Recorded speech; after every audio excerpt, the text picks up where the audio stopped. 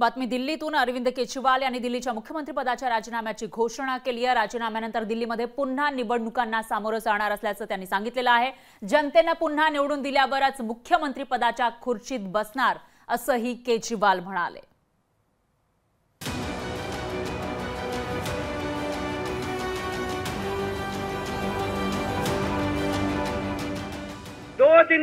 आज से 2 दिन के बाद मैं सीएम की कुर्सी से इस्तीफा देने जा रहा हूं।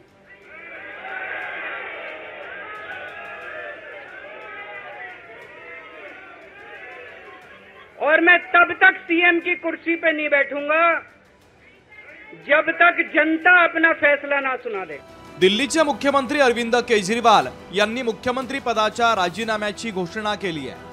कथित मद्य घोटाळ्यात 156 दिवस तिहारवारी करून आल्यावर आता नवी भूमिका केजरीवाल यांनी घेतली आहे। मुख्यमंत्री पदाचा राजीनामा देऊन पुन्हा जनतेत जाणार असल्याचं केजरीवाल यांनी म्हटलं आहे।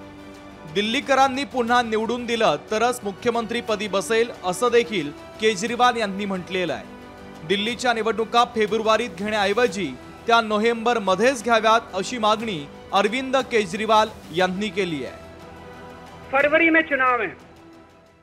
आज इस मंच से मैं मांग करता हूं कि ये चुनाव नवंबर में कराए जाएं, महाराष्ट्र के साथ कराए जाएं, तुरंत कराए जाएं चुनाव। और जब तक आपका फैसला नहीं आएगा तब तक मैं जिम्मेदारी नहीं संभालूंगा। केजरीवाल मुख्यमंत्रीपदी राहू नयेत असं यापूर्वीच कोर्टानं सांगितलंय। त्यामुळे आता केजरीवाल राजीनाम्याचं नाटक करत असल्याचा आरोप भारतीय जनता पक्षानं केला है।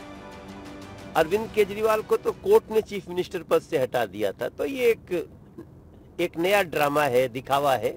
होना तो ये चाहिए था कि जिस दिन आप जेल जा रहे थे, इस देश के इतिहास में जब भी चीफ मिनिस्टर जेल जाने की नौबत में आया है तो उसने इस्तीफा दिया है ताकि प्रदेश चलता रहे। केजरीवाल येत्या 2 दिवसात राजीनामा देणार आहे। केजरीवाल यांनी राजीनामा दिल्यास दिल्ली विधानसभा राष्ट्रपती भंग करणार का?